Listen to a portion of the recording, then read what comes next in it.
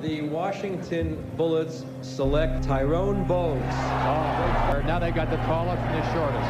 Tyrone Bogues, he is now the shortest player in the NBA. Tyrone Bogues from Wake Forest. At the age of 5, I got shot. Growing up in the city of Baltimore was challenging. As a kid, it was a lot of drug-infested areas in our neighborhood, a lot of shooting, a lot of violence. Unfortunately for me, at the age of 5, I got shot. Being outside, being at the wrong place at the wrong time. My mom and dad was going crazy, not knowing that I was outside, and then knowing that, I was one of the kids laying out there with a couple buckshots all over his body was very frightening and scary for them as well as myself. But it was our life.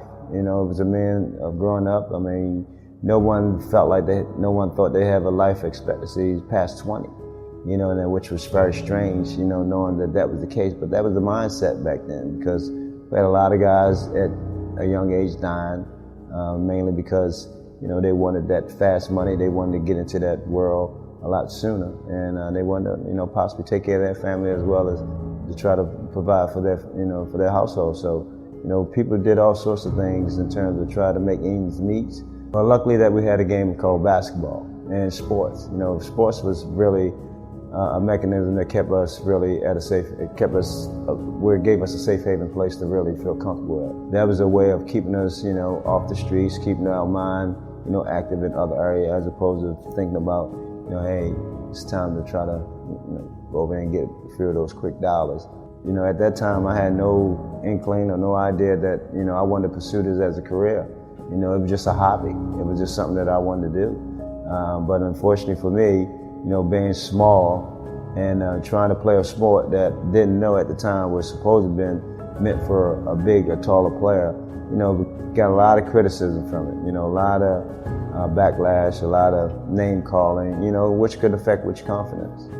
Well, at the beginning, it was challenging. It was tough, many days, many nights going home, just crying to my mom and just telling her how cruel the kids are out there and, how mean they were. I wanted it all.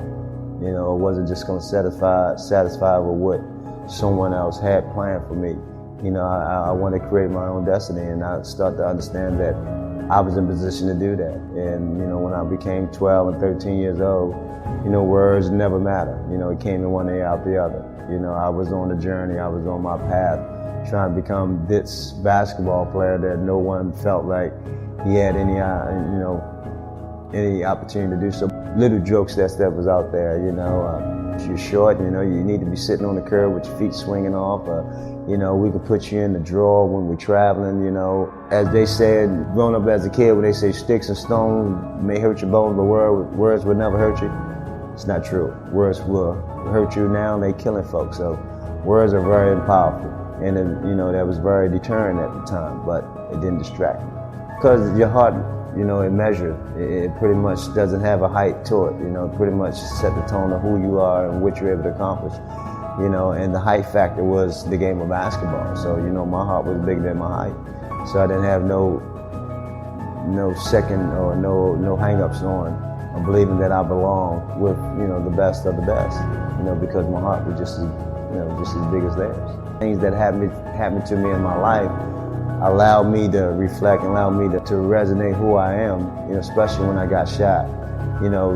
Those things became so clear in terms of, hey, I almost wasn't here, so why I have to worry about what someone else said that could hurt me and deteriorate me from becoming who I want to be.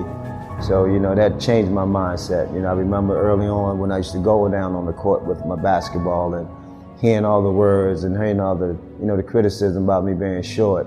But after I got shot, I remember going back down there and hearing those same criticism about myself, but it didn't have the same impact. It went in one ear out the other, as I alluded to earlier. Everybody has some sort of opinion about who you are. Don't give them that platform. Don't give them the ammunition. That's their opinion. Don't mean that it's true about who you are. So, anything is possible. Positive thinking is also translates to that. Everything happened for a reason. No regrets.